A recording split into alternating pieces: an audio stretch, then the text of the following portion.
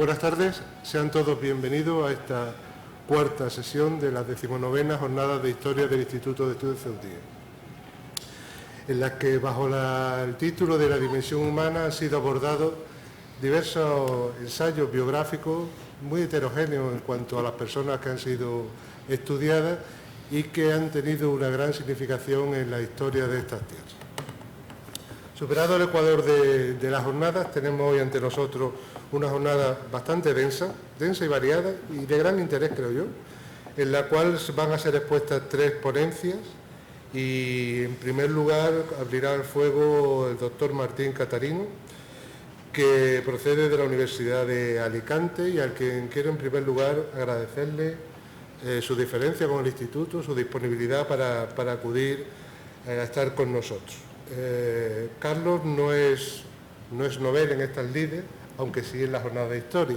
Él ha participado anteriormente en jornada de medio natural y comentábamos ahora precisamente que, me decía, en buena parte que yo esté aquí hoy es culpa vuestra, porque fuisteis vosotros los que facilitasteis a través de una beca, de una ayuda de la investigación, que yo continuara interesándome por este tema norteafricano. Así que aceptamos las culpas y además estamos muy orgullosos de ello. El profesor Carlos Martínez Cantarino pertenece al Departamento de Ecología de la Universidad de Alicante, es miembro del Instituto de Estudios Ceutíes y es un investigador con una amplia y heterogénea experiencia. Comentábamos antes que cuando intentaba hacer estas breves notas me sonaba su nombre, me sonaba mucho. No nos conocíamos personalmente, pero me sonaba mucho.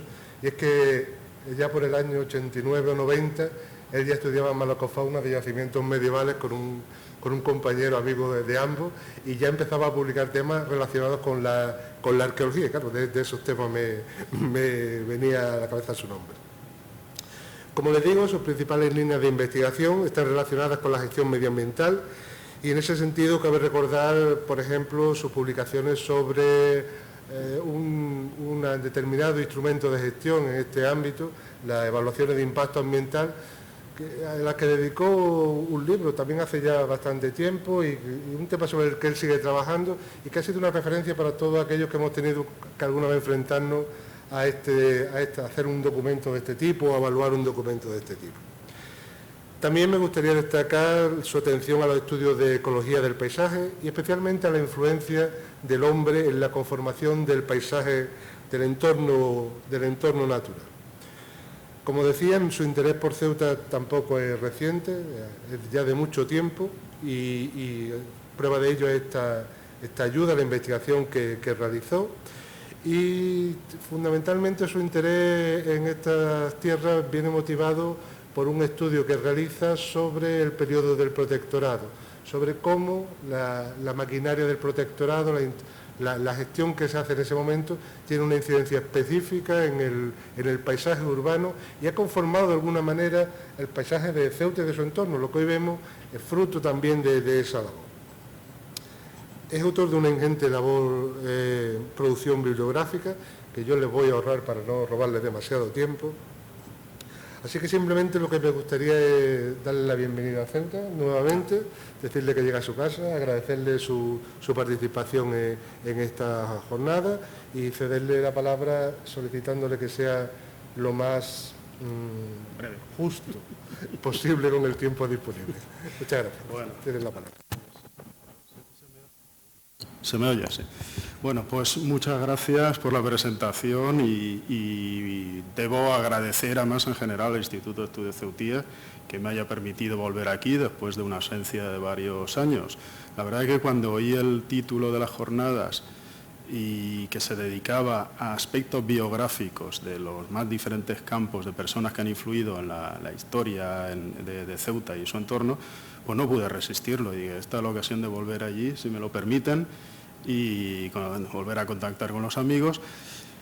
Y simplemente, bueno, pues yo debería primero justificar un poco el tema que he escogido, que quizá suena un poco raro que se vaya a hablar de científicos en una jornada sobre historia. Y permítame, no lo hago porque quiera hablar de historia de la ciencia o de las investigaciones botánicas, zoológicas, etcétera, que se han hecho en nuestra zona, sino porque me parece que hay, cuando repasamos un poco esta historia, los escritos de aquellos pioneros de la botánica del norte de África, etcétera, hay una componente vital que me parece que no se ha destacado como merece en muchas ocasiones. Y ese es más bien el tema de y la justificación de mi comunicación, de alguna forma. Intentaré, por tanto, hacer un panorama de todas estas personas que vivieron, pero además de una manera muy íntima, ¿no? El entorno, el paisaje, tuvieron experiencias muy intensas y que creo que determinan de alguna forma también su resultado científico. Y posteriormente ese resultado científico también nos acabará influyendo a todos. Por eso hablo de la influencia mutua entre vivencias personales y paisaje natural. Mi idea, ha mencionado antes que todo esto de alguna manera empezó a cuajar a raíz de una beca que generosamente me concedió el Instituto de Ceutías sobre las transformaciones del paisaje en la época del protectorado español en el norte de Marruecos. Y la idea era que el paisaje, claro, el paisaje, lo que nos rodea, lo que vemos, tanto en Ceuta como pocos kilómetros más allá de la frontera, viene determinado por experiencias humanas. Es producto no solo de que hay unas plantas, unos animales, sino también de unos modos de sentir el territorio, de intervenir en él, unas ideologías, unas pasiones. Y eso se ha de destacar si queremos comprender el mundo en el que vivimos, ¿eh? El mundo en el que vivimos tiene estratos históricos. No hace falta ser historiador para darse cuenta. Los ecólogos nos damos cuenta también. No podemos entenderlo solo por el presente, sino también por esos estratos históricos que ha habido y que siguen viéndose en el paisaje, ¿eh? Y ayuda a comprenderlos cuando repasamos a aquellos que nos antecedieron, que lo describieron, que lo sintieron y que, por tanto, según esa experiencia, propusieron o impusieron una forma de actuar en el territorio. Entonces, bueno, voy a empezar mencionando algunos nombres. Yo creo que deben ser recordados, ya digo, no solo como historia de la ciencia, sino personas que vivieron, que pasaron por Ceuta o estuvieron en el norte de Marruecos y lo vivieron, lo sintieron con mucha carga personal, vivencial, ¿eh? Es decir, en esto hay hasta, como digo yo alguna vez, hay sangre, hay vida, ¿eh? No solo hay listados de plantas, hay una vida detrás de todo ello. Vamos a ver si más o menos me acompañan en la aventura y lo podemos ir viendo. A ver. Empecemos por algunos pioneros. A ver, los pioneros me gustan especialmente porque pioneros son gente, pensemos, ahora es muy fácil pasar la frontera y pasar a Martí, a Tetuán. Hasta hace, como quien dice, nada, lo que había más allá, no del Tarajal, sino de las murallas de Ceuta, era prácticamente desconocido, ¿eh? Y claro, en esos momentos de la ansia científica de descubrir lo que hay en el mundo desconocido, bueno, se había explorado Australia, se había explorado América del Sur, incluso las selvas, pero aquí, a las puertas de Europa, había un mundo desconocido que era el Imperio de Marruecos, ¿eh? Y estos pioneros, arrostrando muchas dificultades o acompañándose, claro, de la fuerza bruta, digamos, de los ejércitos, fueron los primeros que empezaron a explorar este mundo y descubriéndolo al mundo científico europeo. Por ejemplo, el señor Fernández Beyler y Laviña, militar. Muchos de estos van a ser militares o van a estar vinculados, evidentemente, al mundo militar, como es obvio. Es una persona muy interesante. Es lástima que, evidentemente, no tengamos tiempo para entrar a comentar sus obras, sus vivencias, sus experiencias.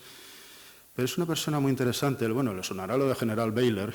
Este señor en realidad es el padre del General Beyler, el famoso de Cuba, de los últimos años de las guerras de Cuba. Este es su padre, ¿eh? Y una persona muy interesante también desde el punto de vista científico, porque se acoge a las ideas entonces en boga de las llamadas topografías médicas. Él era médico militar. Y se acoge a esa idea para hacer una visión más general de lo que es, digamos, el ambiente de salud de una comunidad. Bueno, aquello que venía ya de Hipócrates y tal, que tiene una visión como más ecológica de lo que es la salud y lo que es la enfermedad. Pues bueno, este señor, acompañando a las tropas, él como soldado, como militar, entra y el ejército invasor del imperio marroquí entonces, y no contento con pasarlo muy mal, relata mucho sus enfermedades, sus diferentes, fue herido varias veces, pues se dedica a recolectar plantas también. Dice, esto no basta con que las tropas avanzan, yo me voy a dedicar a recolectar plantas porque es la primera vez que se va, prácticamente que se va a hacer. Y no solo eso, como decía, pueden ser científicos más o menos metódicos, pero yo creo que todos ellos tienen algo en común, y es que se están dando cuenta de que están viviendo una experiencia especial, personal. No solo están descubriendo nuevas especies, no solo están descubriendo nuevas cosas, más o menos raras, sino que están viviendo algo muy personal. Y por tanto sus obras siempre tienen un carácter muy personal, que choca ahora para los que estamos acostumbrados a la literatura científica pura y dura. Su obra, la obra de Baylor más destacada, que más podíamos destacar en relación a su exploración de Marruecos, del norte de Marruecos, del territorio que más o menos las tropas españolas recorrieron en esta guerra en 1859-60, son los apuntes topográficos del Imperio marroquí, de la zona del Imperio marroquí.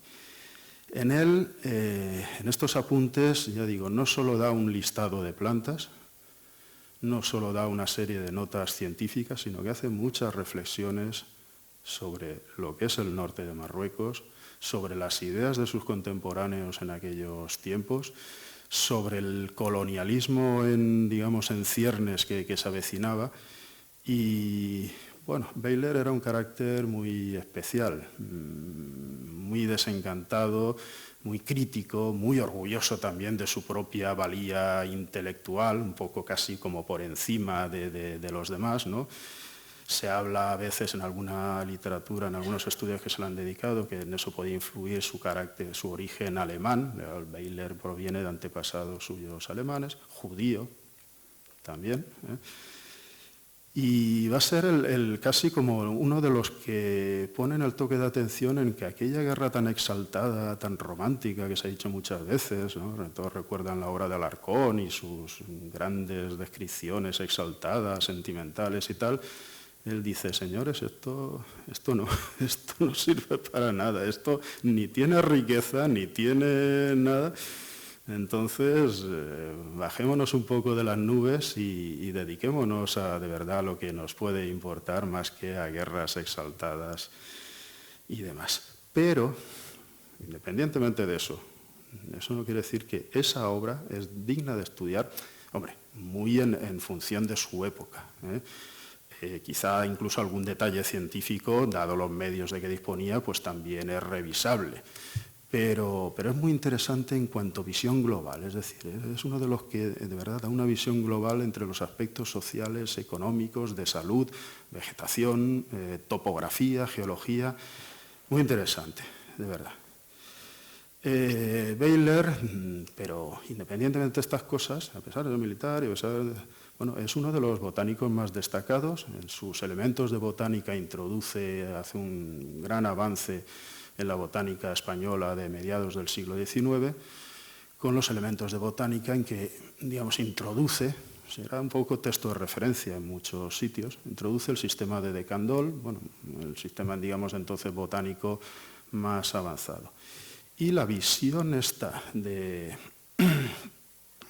integral, ecológica, de las topografías médicas, se verá también, y es una obra muy interesante de contrastar con los apuntes, estos marroquíes de que hablábamos, en la topografía de las Islas Baleares. Es una de las topografías médicas típicas entonces, él luego es destinado a las Islas Baleares. En las Baleares nace, de hecho, su hijo, el famoso general Baylor, y hace un estudio también muy integrador, que para los que somos ecólogos más que botánicos puros y duros, la verdad es que nos despierta mucho interés por esa capacidad de ligar unas cosas con otras. Es decir, simplemente un reconocimiento a esta persona y podríamos mencionar algunas de sus frases del estudio, pero sobre todo es que destaca por su vehemencia, por su capacidad de sentir aquello a pesar de lo mal que estuvo, con enfermedades, con heridas y tal, y ser capaz de analizar el territorio científicamente y de lanzar un aviso objetivo, digamos, de prudencia, cuidado que esto o se plantea bien o esto no nos lleva a ningún sitio si nos dejamos llevar por exaltaciones patrióticas y militaristas. Bueno, pongo esta foto porque él describe también la zona de Curia-Taifor, Río Martil y todo esto. Y me ha llamado la atención, sobre todo, que cuando comparamos la descripción, es muy interesante ver esas comparaciones entre lo que se describe en aquella época y el resultado actual. Pero muchas de las cosas incluso que mencionaba se podrían ver con ojos actuales.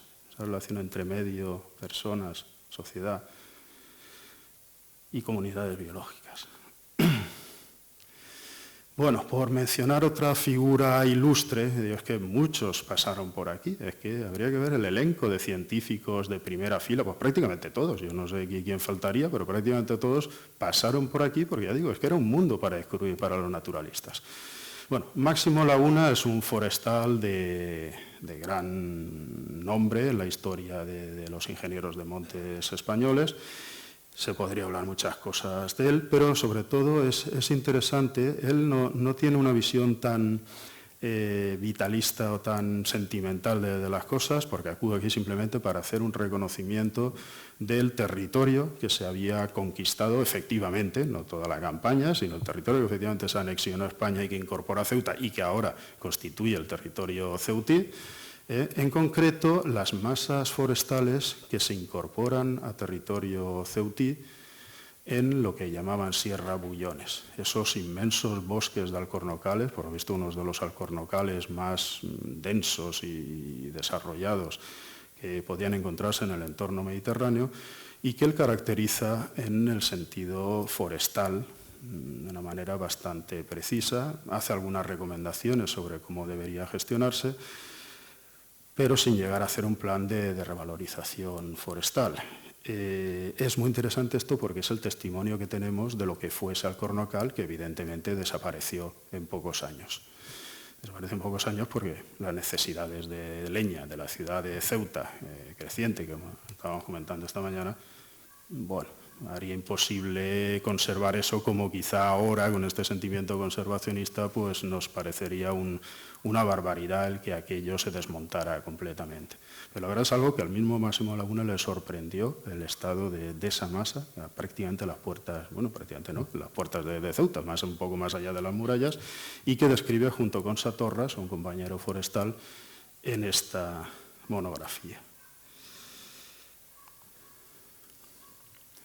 De hecho, José Jordana Morera, otro de los grandes nombres de la historia de los forestales, de los ingenieros de montes españoles, pasará unos pocos años después, ya constatará que aquella masa de que se hablaba pues ya no existía, más que 4 alcornocos por ahí sueltos. Y es otra figura también pionera porque entra al Imperio marroquí en época en que no estaba, digamos, sometido por tropas españolas, y realiza una serie de exploraciones muy interesantes que reflejarán varias de sus obras, también con una carga vivencial interesante. Jordana y Morera es además importante en lo que va a ser la evolución del territorio nuestro, porque él estuvo mucho tiempo en Argelia, en la Argelia entonces francesa, y captó muchas de las ideas de lo que estaban implantando los franceses en terreno forestal y en materias de este tipo, proponiendo un poco como modelo a lo que podría ser una futura intervención colonial española. Algunas de las cosas que vemos en nuestro entorno, la verdad es que provienen de alguna forma de los ensayos previos que habían hecho los franceses en Argelia, como también harán en la parte suya, en la parte francesa del protectorado marroquí. De hecho, en obras como, también insisto, muy vivencial todo, no se limitan a los datos meramente científicos, y por poner un ejemplo, una de sus obras relata un viaje a través de la Argelia francesa, de Argel al Atlas, en que va apuntando observaciones, experiencias, no solo de tipo botánico o forestal, sino eso también de las gentes, de las costumbres, de cosas que dicen desde una mentalidad de aquellos tiempos colonial que habría que corregir, que habría que hacer, que tal, Y cuando las lees, eso mucho antes del Protectorado Español, te das cuenta que muchas de esas ideas luego se trasladarán a las intervenciones que se intentaron hacer o que se llegaron a hacer en el Protectorado Español.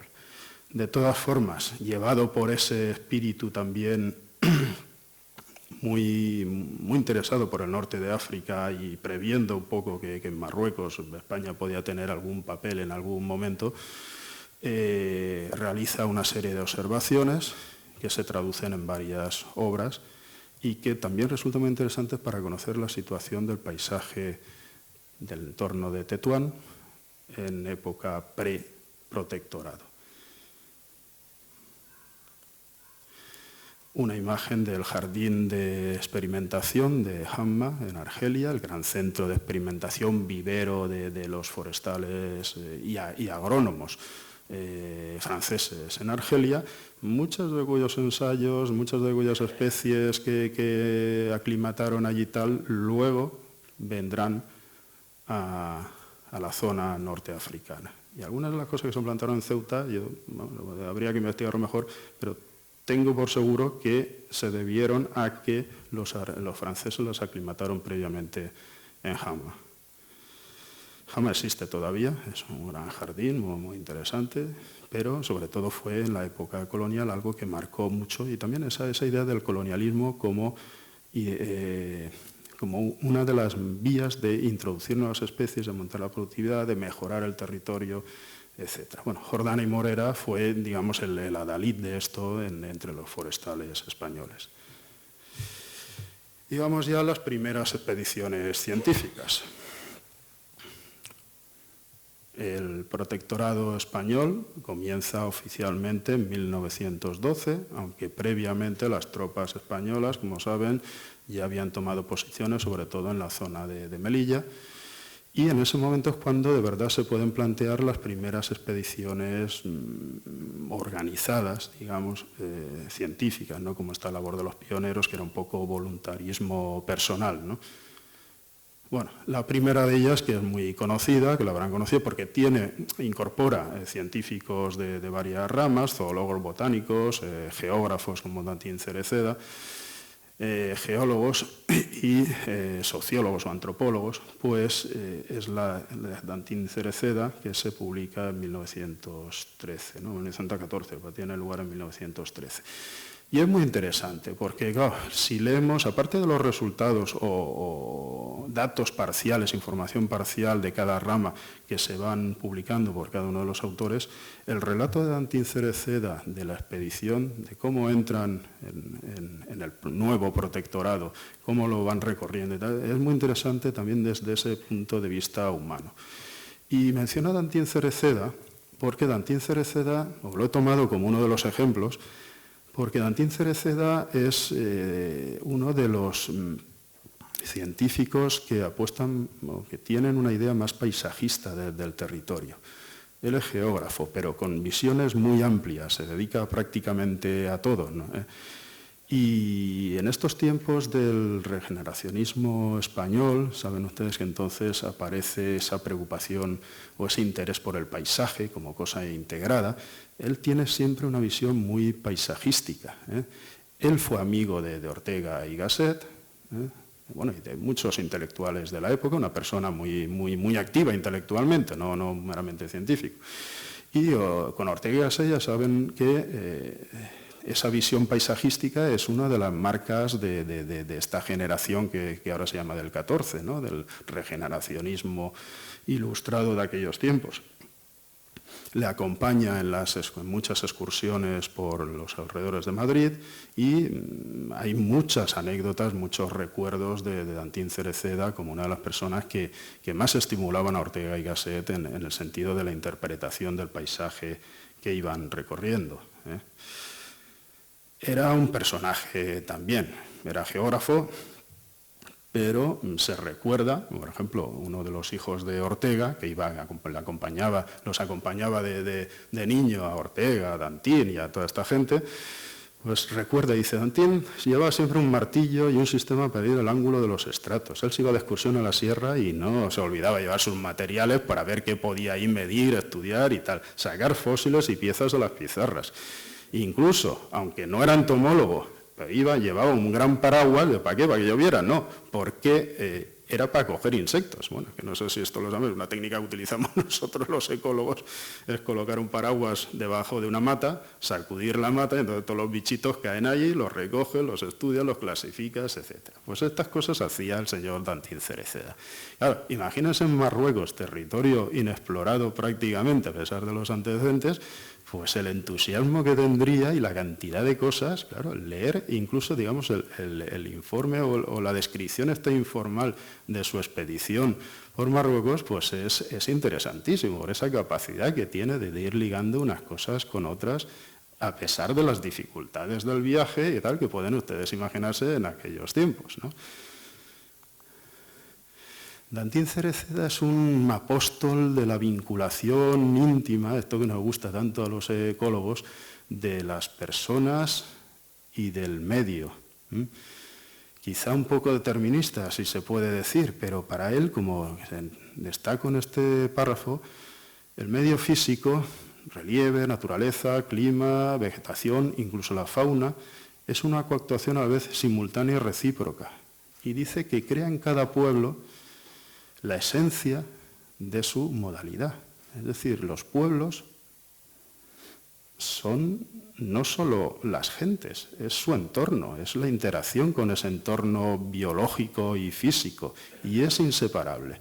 Entonces, esa idea se mantiene a lo largo. Evidentemente, cuando entra en Marruecos, no está atento solo a sus aspectos geográficos o incluso a coger bichos, como hacía con el paraguas, sino a observar a las gentes y deducir de ahí, claro, cómo funciona este sistema y, con cara al colonialismo, cómo habría que actuar en ese sistema. Fíjense, aunque esto sea un poco largo, pero es que me parece muy interesante. La concepción moderna de Sima fecunda y que ha dado a la biografía su honda y propia significación geográfica, la de asociación. Él lo ve todo como asociación. Precisamente esa rica vida social en la que contribuye a poner el salte con vivo colorido y en cuadro acabado la fisonomía de las regiones. Esto es lo que se ve cuando lees su relato de la expedición esta del año 13, es lo que ves ahí, ese cuadro vívido de relaciones en que todo se influye, ¿no? Pero vamos a pasar porque si no, no tenemos tiempo, que ya veo que me queda muy poco. Y aún te dan muchos nombres. Pero lo menos son los nombres. Cuando llegue el momento acabamos y ya está. Yo lo que quería era sobre todo hacerle ver que aquí hay más interés que simplemente unos botánicos raros o unos zoólogos raros que van por ahí. El señor Carlos Pau español. Este va a ser el gran botánico por el que va a pasar, digamos, prácticamente la información entera de lo que se va descubriendo en el norte de Marruecos. Un señor, bueno, me lo destaco porque es, digamos, compatriota mío de la Comunidad Valenciana, aunque de la parte castellana, era de Segorbe, y todo un carácter, tiene algo de maño. Ahí ya están en la interfaz entre valencianos y aragoneses, y yo creo que este tenía más de aragonés que de valenciano. Pero todo un carácter porque él se proponía las cosas y las conseguía. Este señor es el que se fue a Melilla cuando en 1910 estaban las tropas por ahí avanzando medio por el entorno y se dedicaba a arborizar en el frente de batalla mismo, porque él decía, a esto hay que conocerlo, aquí tenemos un vacío y esto tenemos que conocerlo conforme avanzan las tropas.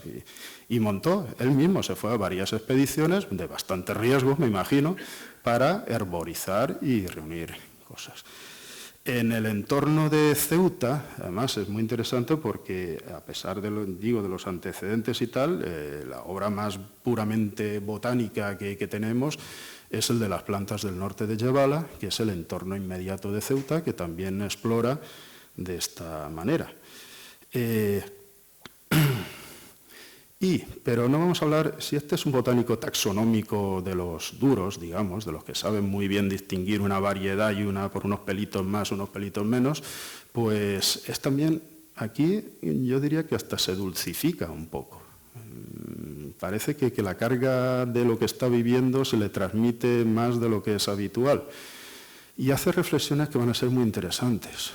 Dice, en mis viajes, en una de sus obras, en mis viajes vivía siempre fuera de la época actual. Mi ánimo se trasladaba a remotas épocas históricas y continuamente me decía, así debía de ser la vida en Europa en aquellas edades. Así fueron nuestros montes, nuestros caminos, nuestra agricultura, nuestras viviendas.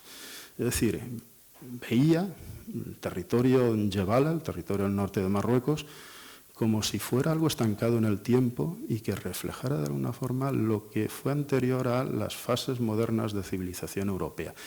Esto, dicho por un científico, va a ser muy importante también en el protectorado. Claro, como todos los protectorados, van a justificar su actuación, su intervención, porque esto estaba en un estado de parálisis, de atraso, y por tanto llegamos nosotros a modificar. Claro, ¿y modificar qué es? Transformar la situación que estos científicos estaban reflejando. Digámoslo en pocas palabras. Hay un tema que no puedo entrar en ello, me quedan 10 minutos, ¿no? Bueno, más o menos. Y que me interesa especialmente porque a mí me interesó siempre la ecología de las dunas. También los datos que nos da Carlos Pau sobre las dunas del litoral del sur de Ceuta, entre Ceuta y Tetuán, o Río Martín, es muy interesante. Describe muchas especies. Y dice, estos arenales son de lo más rico y variado que conozco. ¿Y por qué eran tan ricos y variados y arenales hay en todo el entorno mediterráneo? Pues, hombre, una de las cosas, la única diferencia que podemos encontrar entre estos arenales y los del resto de Europa era precisamente el estado ese de atraso, digamos, socioeconómico que tenían, que de alguna forma se va a traducir en esa riqueza biológica. Hay una reflexión ahí muy interesante, por tanto, entre lo que va a ser un nuevo conservacionismo más integrador y lo que va a ser un conservacionismo de detención de la degradación. Quiero decir, a ver, y no me quiero extender en esto, aquí se refleja de alguna forma que los usos humanos del territorio, los usos humanos tradicionales, no son incompatibles con la riqueza biológica, es más, pueden potenciarla, como puede ser el caso de estos arenales. Y de la obra de Carlos Pau se deducen muchos de estos aspectos. Bueno, en pocas palabras, no solo que Carlos Pau hiciera varias incursiones por su cuenta en el territorio del norte de Marruecos, por Ceuta, por Melilla, etcétera, sino que además su relación con botánicos de todo el mundo y desde luego con los españoles hizo que la mayor parte de las expediciones, trabajos científicos que se hicieron en la zona acabaran pasando por él. Muchas de las personas, algunas lo mencionaremos ahora, que exploraron esta zona, acabaron enviando los pliegos botánicos a Carlos Pau, de tal manera que, como dice ahí en una caracterización que le hizo Bellot, un forestal en los años 40, dice, pues todo aquel que quiera adelantar un paso en la fitografía, no solo de nuestra península, sino de todo el litoral mediterráneo, incluyendo desde luego África del Norte, tiene que pasar por estudiar los trabajos de Carlos Pau, que será el que ponga, digamos, el que dé una base científica a al comienzo, digamos, de la botánica en el norte de Marruecos. Este señor, que ahí está en su botica, porque además él no fue ni profesor ni tal, porque, bueno, jaleos y cosas intrigas de la época, él trabajaba en su botica de ahí de Segorbe, de su pueblo, pero era un poco un centro de la botánica entonces europea, esa botica tan... Mírenlo ahí, sus notas botánicas. Y lo que quería mencionar, Carlos Pau, es reconocible por su aspecto en la gorrita, junto con otros botánicos como Pius Fontiquer en catalán, o Cuatrecasas, etc. Todos, digamos, es uno de los botánicos internacionalmente más conocidos, a pesar de no ocupar un puesto en ninguna universidad ni academia. Pero empezó un poco tuvo uno de sus trabajos importantes en el norte de Marruecos. Y volvemos a lo mismo. Fíjense que estoy insistiendo siempre en esto por darle un hilo conductor a toda esta serie de nombres. Pau creía que los paisajes naturales conservaban la memoria de los botánicos que la habían precedido en la investigación florística. Por ejemplo, la Sierra Peñagolosa, y en mis tierras de Valencia, le evocaba a Cabanilles, la Tosa de Peñarroya le recordaba a Loscos y a Pardo, etc. Y la verdad es que cuando recorres estas zonas de aquí, también a nosotros cuando vamos por Cabo Negro y eso, no nos recuerda a Dantín Cereceda, no recordamos a Pau, no recordamos... Tenemos que ver ese paisaje, es decir, como de alguna manera fue el escenario de las andanzas, de los sufrimientos, de las ilusiones, vivencias de esta gente. Es verdad, el paisaje está cargado de emoción a partir de estas historias. Si Paulo decía, pues yo creo que también nosotros debemos verlo aquí. El paisaje, ha habido muchas cosas en el paisaje. Bueno. Pío Fontiquer, también uno de los botánicos más ilustres, se celebró hace poco su centenario, el centenario de su muerte, y bueno, uno que ha estado en conferencias de grandes expertos, discípulos suyos, como Joan Vigo, etcétera. ¿Qué voy a decir yo de Fontiquer? Fontiquer es conocido por su obra El Dioscóride renovado, una obra maestra de la etnobotánica o de la botánica medicinal o farmacéutica, como la quieran llamar, y por tantísimos estudios botánicos que ha hecho. No voy a decir más que eso, y simplemente destacar sus expediciones también casi en el fragor de las batallas, algunas de ellas que hizo varias al norte de África. De hecho, recién pacificado o medio pacificado en el año 27 el centro, el núcleo irredento del Rif, allí que se fue él a herborizar, a tomar muestras, a estudiar, etcétera, etcétera. No solo eso, sino que también llevaba por su interés paisajístico, hizo una serie de fotografías muy apasionantes del norte de Marruecos entonces, que se conservan en parte y que sería interesante analizar. Algunas han publicado en algunas publicaciones recientes, pero que algunas son interesantísimas, ¿no? Aquí él, sí, con sus guías o sus ayudantes marroquíes, pues recorriendo aquellos bosques que prácticamente era la primera vez que un europeo los pisaba. Y que se conserva memoria gráfica de eso y muchas de sus publicaciones. Entre ellas lo que fue el famoso Iter Maroccanum, que saben, porque estos señores además, como decía esta mañana en la televisión, es que están hechos de otra manera. Es que habría que ver ahora nosotros, que nos cuesta tanto pasar por allí, y que las dificultades, las incomodidades. El Fontiquer, desesperado porque no iba a obtener financiación pública para otra nueva expedición allí al norte de Marruecos y Redento, pues dice, pues me lo monto yo. Y ofreció, entonces, dice, bueno, de los pliegos botánicos que obtenga, los distribuyo a museos o a científicos europeos, españoles, y si me dan un tanto por cada uno, pues con eso me financió el viaje. Y de hecho hizo una suscripción, lanzó una suscripción, que se ve ahí, para que aquellas entidades que quisieran se comprometieran a comprarle un pliego de cada especie botánica que fuera herborizando por ahí, y con eso se autofinanció de alguna manera el viaje. Hay que tener ganas, hay que vivirlo, ¿no? Hay que vivirlo. Y aparte ya los peligros, dificultades, etcétera, claro. Bueno, y quiero acabar simplemente, porque supongo que ya me quedará poco tiempo, ¿no, señor moderador? 5 minutos, bueno.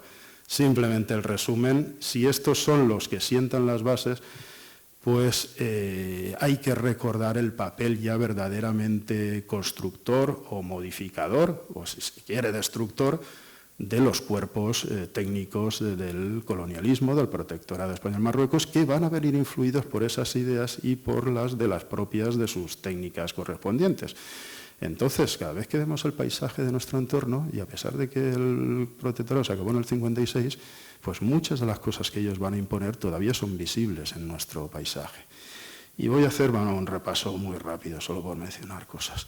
Sí es importante, aquí cito directa en inglés de una obra de un estudioso del colonialismo, pero era por destacar algo que a veces se olvida en los estudios del colonialismo, que tienden a tener un sesgo que evidentemente es importante. Ya hemos dicho que muchos de los botánicos anteriores eran no militares o iban con los militares, etc. Y que se tiende a enfocar esto como una cuestión meramente militar o meramente de estructuras políticas, como dice, pues no, como dice ahí, el negocio, el asunto para el del imperio, para muchos de los colonizados, es decir, de los que sufrieron el imperio, no es tanto las guerras, las batallas, las muertes directas por acciones bélicas, no es ni siquiera la situación de, como decir yo, de dominio prepotente de las estructuras administrativas coloniales, sino que es sobre todo la transformación en sus vidas,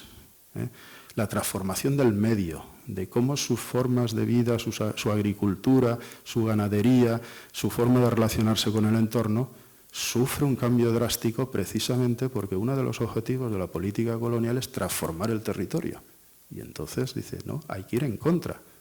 Y hay un testimonio de un ingeniero español forestal que lo dice, ¿no? Si queremos civilizar este país, hay que ir en contra de su forma de vida. Y se acabaron las cabras por el monte y se acabó la agricultura esta de unos cuantos huertecitos con no sé qué, sino que hay que imponer modelos racionales, modernos, de agricultura, de relación con el monte, etc. Y entonces en eso el papel de los ingenieros forestales, muy influidos por esas ideas, va a ser decisivo, claro, para bien o para mal. Octavio Elorrieta, uno de los ingenieros más dedicados, digamos, a la visión economicista o economizante del bosque, del monte. Es decir, él decía, un monte bien regulado es aquel que satisface la necesidad económica. Es decir, si este monte está dedicado a producir postes telegráficos, creo que dice eso, pues la manera en que produzca postes telegráficos de manera sostenible en el tiempo es una medida de su éxito forestal, claro, dejando otras consideraciones.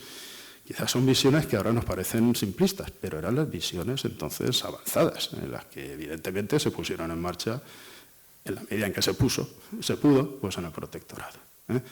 Santiago Sánchez Cózar, bueno, muy conocido porque descubrió el pinsapo, estudió el pinsapo por primera vez en el norte de Marruecos, propuso que tenía que ser una especie porque era distinto de la serranía de Ronda, el Abiesta zaotana decía, luego se ha visto que no era tan distinto, pero bueno, da igual.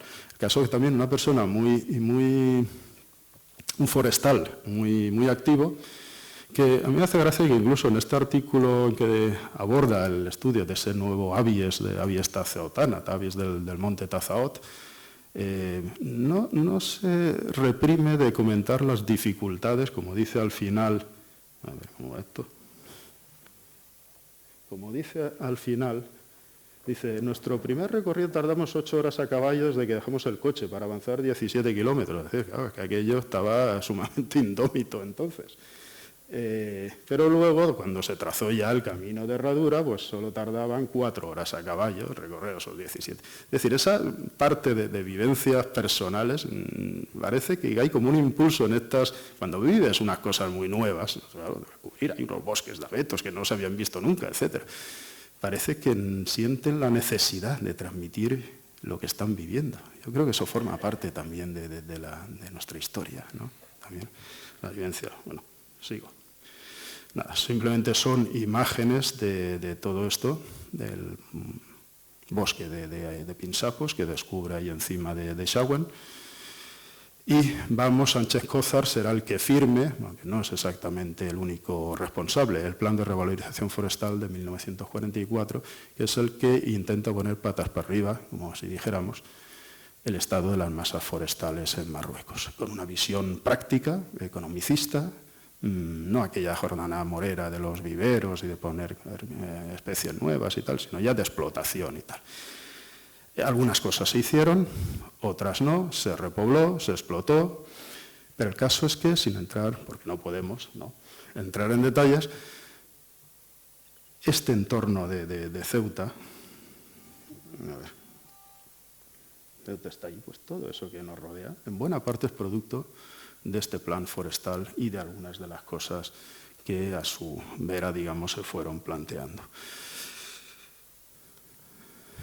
Por ejemplo, eso mencionar que, bueno, como lo he mencionado esta mañana en la tele, pues quiero mencionarlo aquí ya como final. Esta famosa repoblación de Cudia Taifor. ¿Por qué se hizo la repoblación de Cudia Taifor? Bueno, un monte ahí que se plantaron unas cuantas cosas. Bueno, venía muy determinado, pues, evidentemente, por la ideología, por todo ese pozo que tenía Cudia Taifor y Cabo Negro en el imaginario colectivo, porque era la carretera que comunicaba Ceuta y Tetuán, por tanto, vía estratégica del protectorado. Y, bueno, tendría las cosas o los motivos o el pozo imaginario que tuviera entonces. Pero el caso es que ahí que ha quedado. Y como saben ustedes, pues últimamente, yo no sé cómo ha acabado la cosa, pero en los proyectos que ha habido de urbanizar, de desarrollar, de esta zona de Cudia Taifor, Cabo Negro, etcétera, y los campos de golf, pues uno de los aspectos que ha permitido, digamos, a los conservacionistas, a los que se oponen allí en Marruecos, a un desarrollo excesivo desde el litoral de Tetuán, que por lo menos se conserve algo, ha sido la masa forestal de Cudia Taifor. Es decir, aquello que plantaron los españoles en los años 40 y que de alguna forma bueno, no tenía un sentido muy claro, pues en estos momentos está sirviendo, ha sido acogido como algo importante por las poblaciones locales o por ciertos sectores de las poblaciones locales, y es una de las bases para su, quizá, conservación. Es decir, simplemente quería acabar con eso, con que estas obras, estas repercusiones, esto es la situación cuando se estaba repoblando en los años 40, pues siguen marcando nuestra actualidad. Y que muchas de estas cosas las debemos a toda esta gente indómita, que bueno, ya son simples recuerdos del pasado, pero que conviene releer, sobre todo, ya digo, en su parte vivencial, en lo que vivieron, en lo que propusieron, y entenderlos en su época. Bueno, pues no sé, esta ha sido un poco la visión rápida de todo esto, y muchas gracias por haber aguantado esta sucesión de nombres. Quédense con lo importante, la carga de vida que debe haber en estas cosas cuando nos acercamos a un paisaje nuevo. Bueno, gracias.